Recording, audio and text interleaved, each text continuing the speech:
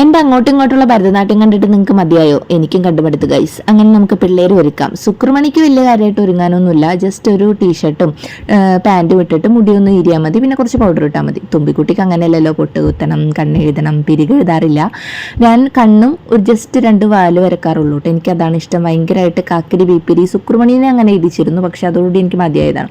അങ്ങനെ ഞങ്ങൾ 4 ആളും റെഡിയായിട്ട് കല്യാണ ഹാളിലോട്ട് ചെന്ന് കയറിയപ്പോൾ തന്നെ ദേ ഉണ്ട് കുടിക്കാനുള്ള സംഭവങ്ങൾ വെച്ചിരിക്കുന്നു. ഞാനൊരു പപ്പായ ജ്യൂസ് കുടിച്ചു. സുച്ചേട്ടനും പപ്പായ ജ്യൂസാണ്. ശുക്രമണി ലൈമ് കുടിച്ചു നോക്കി, അതിനെ ഇഷ്ടപ്പെട്ടില്ല, തിരിച്ചവിടെ വെച്ചു. പിന്നെ ഇതേ കല്യാണ ഹാളിലേക്ക് കയറി കുറച്ച് പേര് കുറച്ച് പേരൊക്കെ ആയിട്ട് കുറച്ച് നേരം വർത്താനമൊക്കെ പറഞ്ഞ് ഇതേ കല്യാണത്തിൽ ചെക്കനെ പെണ്ണിനെയൊക്കെ കണ്ടിട്ട് ഞങ്ങൾ നേരെ ഫുഡ് കഴിക്കാൻ ചെന്നിട്ടോ. ഞങ്ങൾ രാവിലെ ഒന്നും കഴിച്ചിട്ടുണ്ടായില്ല, പിള്ളേർക്ക് മാത്രം ജസ്റ്റ് ഒരു ഗ്ലാസ് പാല് മാത്രം കൊടുത്തിട്ടുണ്ടായുള്ളൂ.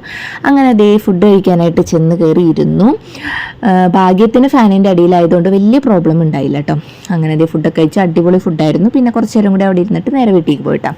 പിന്നെ ഇനി വൈകുന്നേരത്തെ കാഴ്ചകളാണ് ഗൈസ്. ഞങ്ങളിതേ പാർട്ടിക്ക് പോകാൻ പോവാണ്. ഇതാണ് കേട്ടോ എൻ്റെ ഡ്രസ്സ്. ഇതൊരു 5-6 വർഷം ഒരു 4 വർഷം പഴക്കമുള്ള ഒരു ഡ്രസ്സാണ്. ഇപ്പോൾ എനിക്ക് കയറുന്നുണ്ട് ഭാഗ്യത്തിന്. അങ്ങനെ അച്ഛനും മോളും തമ്മിലുള്ള കുറച്ച് വീഡിയോസൊക്കെ എടുത്തതിന് ശേഷം വീണ്ടും ഞങ്ങൾ 4 പേരും കൂടെ അതേ പോവാണ്.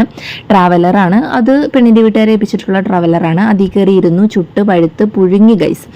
അങ്ങനെ അതിന് ശേഷം ഡ്രൈവറോട് കെഞ്ചി പറഞ്ഞു, ചേട്ടാ സ്റ്റാർട്ട് ചെയ്യാൻ, അല്ലെങ്കിൽ ഞങ്ങൾ ഇവിടെ ചൂടെടുത്ത് ചത്തോ എന്ന് പറഞ്ഞപ്പോൾ ഡ്രൈവർ ചേട്ടൻ സ്റ്റാർട്ട് ചെയ്തു. ദേ ചെക്കൻ്റെ വീടെത്തി. അവിടെ ഞങ്ങൾ ആദ്യം കയറിയത് കുടിക്കാൻ വെള്ളത്തിനാണ്.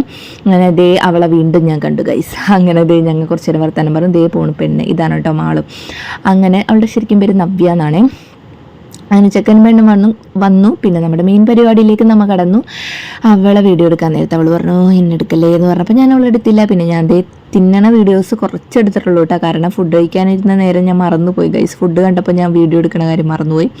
പിന്നെ ഫുഡൊന്നും കാണിക്കാൻ നിന്നില്ല. പിന്നെ അതിന് ശേഷം ഐസ്ക്രീം കഴിച്ചു. ഒട്ടും നേരം പാഴാക്കാണ്ട് തന്നെ ഞങ്ങൾ ട്രാവലർ ആദ്യം തന്നെ നേരെ പോയി പിടിച്ചിട്ടോ. കാരണം ഇനി പോകുമ്പോൾ സീറ്റ് അങ്ങനെ കിട്ടില്ലല്ലോ എന്ന് വിചാരിച്ചിട്ട് ഞങ്ങൾ നേരെ പോയി ട്രാവലറിൻ്റെ അടുത്തേക്ക്. അങ്ങനെ ഞങ്ങൾ വന്നു. പിന്നെ ഞങ്ങൾ വീടെത്തിയിട്ട് ഞങ്ങളുടെ വണ്ടിക്ക് പോയിട്ട് അടുത്തുള്ളൊരു ഹാളിൽ കുറച്ച് വിഷ് കൈനീട്ടം എന്നുള്ള ഒരു പരിപാടി നടക്കുന്നുണ്ടായിട്ട്. അവിടുത്തെ എന്തോ റെസിഡൻസിൻ്റെ എന്താണെന്ന് തോന്നുന്നു.